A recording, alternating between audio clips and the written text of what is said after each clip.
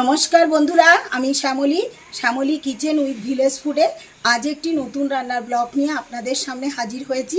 আপনারা আমার সঙ্গে থাকবেন আর পুরো ভিডিওটা কিন্তু দেখবেন। যে সমস্ত বন্ধুরা আমার চ্যানেলে নতুন হয়ে আছেন অবশ্যই চ্যানেলটিকে সাবস্ক্রাইব করে দেবেন। দেখুন, এখানে 2 কিলো ওজনের একটা ওল নিয়েছি। ওলটাকে আমি এবার কেটে নিচ্ছি। সুন্দর ওল, যে ওল কাটতে গিয়ে দেখবেন খুব চচ্চড় করে ফেটে যাচ্ছে। দেখুন, এই রকম ওল কিন্তু খেতে খুবই সুন্দর হয়, আর চিট চিট মতন ওল হলে কিন্তু খেতে সুন্দর হবে না। দেখুন, আগের থেকেই ফেটে যাচ্ছে।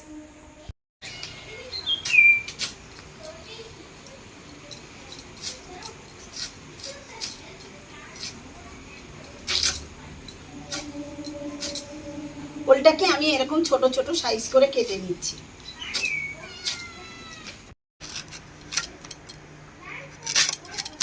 ওলটার কালার কি সুন্দর।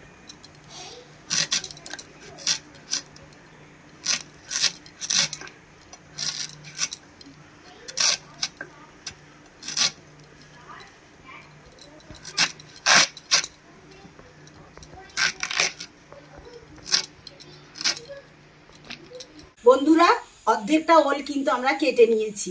আপনারা যতটুকুনি প্রয়োজন ততটুকু নিয়ে নেবেন। আমি অর্ধেকটা রেখে দিলাম। এবার ইলিশ মাছটা কেটে নেব।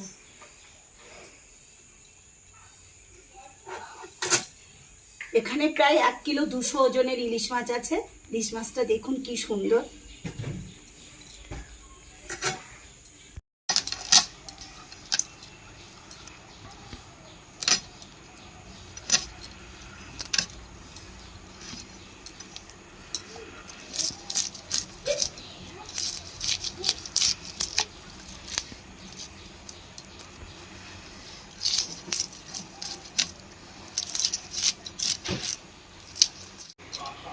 ইলিশ মাছটাকে সুন্দর করে আঁশ ছাড়িয়ে নিয়েছি। এবার ইলিশ মাছটাকে আমরা ছোট করে করে পিস করে নেব।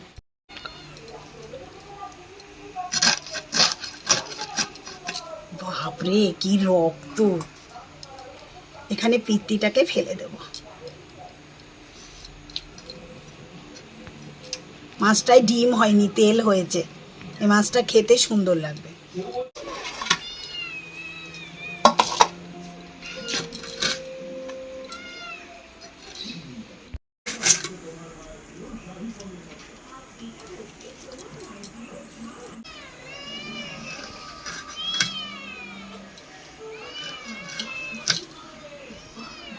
বন্ধুরা, সুন্দর করে ইলিশ মাছ পিস করে কেটে নিয়েছি।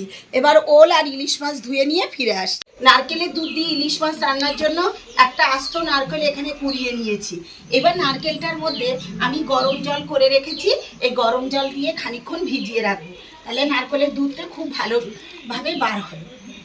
ইলিশ মাছটা ভাজবার জন্য কড়া বসিয়ে দিয়েছি উনুনে। কড়া গরম হয়ে গেছে। ইলিশ মাছ দিয়ে ওল রান্না করতে গেলে বিশেষ কোনো মশলার কিন্তু প্রয়োজন হয় না। এখানে একটা নির্দিষ্ট ভাজা মশলা আমি বানিয়ে নেব। তার জন্য গরম মশলার এলাচ, লবঙ্গ, দারচিনি একটা একটা করে দিয়েছি, আর জিরে মরিচ নিয়েছি।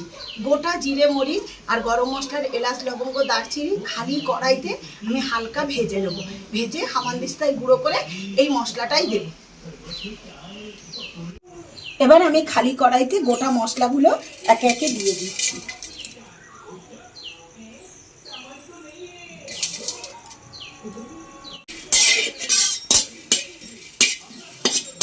মশলা আমাদের ভাজা হয়ে গেছে। এবার ঠান্ডা করতে থালার মধ্যে ঢেলে নিচ্ছি। ইলিশ মাছ ভাজবার জন্য এবার পরিমাণ মতন কড়াইতে সর্ষের তেল দিয়ে দেব। একটু তেলটা বেশি করেই দিয়ে দিলাম। ইলিশ মাছ ভাজার তেলের মধ্যেই আমি ওলটা রান্না। ইলিশ মাছে আমি লবণ হলুদটা সুন্দর করে মেখে 5 মিনিট রেখে দেবো। দেবো পরিমাণ মতন হলুদ।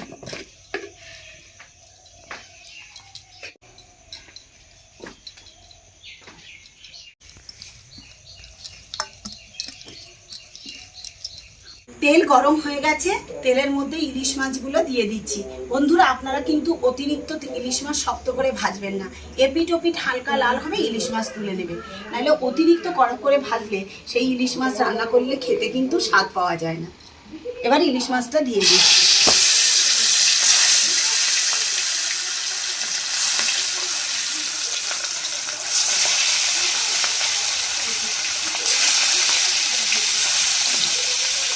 দেখুন বন্ধুরা, ইলিশ মাছের এপিট ওপিট হালকা লাল করে ভেজে নিয়েছি। ইলিশ মাছ ভাজার তেল যথেষ্ট পরিমাণে কড়াইতে আছে। এবার আমি ওল রান্না করব। তার জন্য ফোড়নে দিয়ে দেব, এখানে নিয়েছি তেজপাতা, একটা আস্ত শুকনো লঙ্কা আর কালো জিরে। অবশ্যই ওলের তরকারিতে কালো জিরে ফোড়ন দেবেন, খেতে খুব সুন্দর লাগে। এবার এগুলোকে আমি ফোড়নে দিয়ে দিচ্ছি।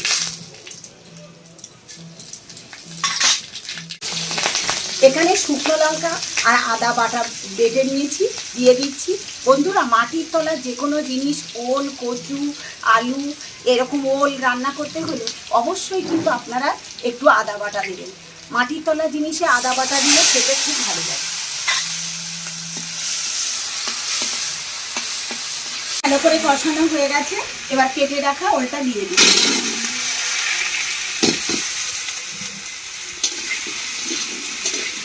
দশ মিনিট ধরে লবণ হলুদ দিয়ে সমস্ত কিছু দিয়ে ওলটাকে কষিয়ে দেবো।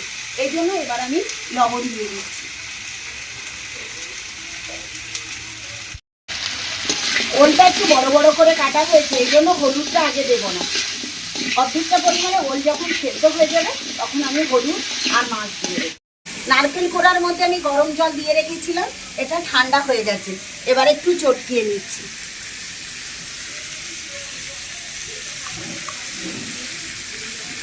দশ মিনিট ধরে ওল আমি সুন্দর করে কষিয়ে নিয়েছি। এবার নারকেলের দুধটা আমি ছেঁকে এর মধ্যে দিয়ে দেবো।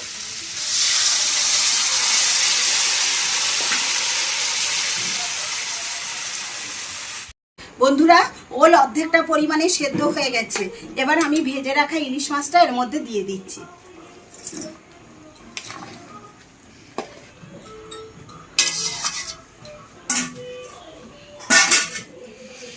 এখানে আমি যে গোটা মশলাটা ভেজে রেখেছিলাম, এবার হামানদিস্তার মধ্যে দিয়ে এটাকে গুঁড়ো করে নেব।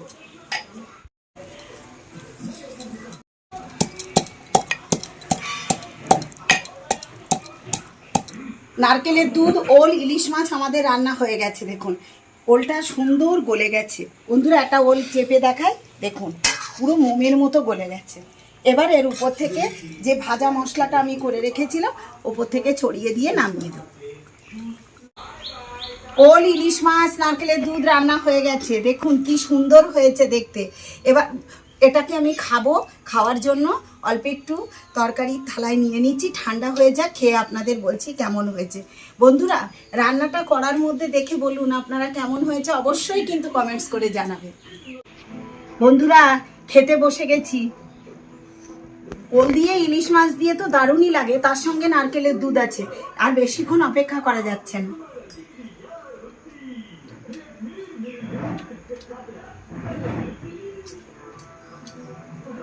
দুর্দান্ত খেতে হয়েছে। আপনারা যদি বাড়িতে একবার না করে খান তাহলে কিন্তু বুঝতে পারবেন না এই রান্নাটার কতটা স্বাদ হয়। অবশ্যই বাড়িতে আপনারা রান্না করে খাবেন। আমার রান্নাটা আজকে কেমন হলো অবশ্যই কমেন্টসে জানাবেন। নতুন নতুন ভিডিও পেতে আমার সঙ্গে থাকবেন। নতুন বন্ধুরা চ্যানেলটিকে সাবস্ক্রাইব করে দেবেন, পুরনো বন্ধুরা পাশে থাকবেন। যারা ফেসবুক থেকে দেখবেন চ্যানেলটিকে অবশ্যই ফলো করে দেবেন। আজকের ভিডিওটা এই পর্যন্ত। নতুন ভিডিও নিয়ে আবার ফিরে আসবো। টাটা।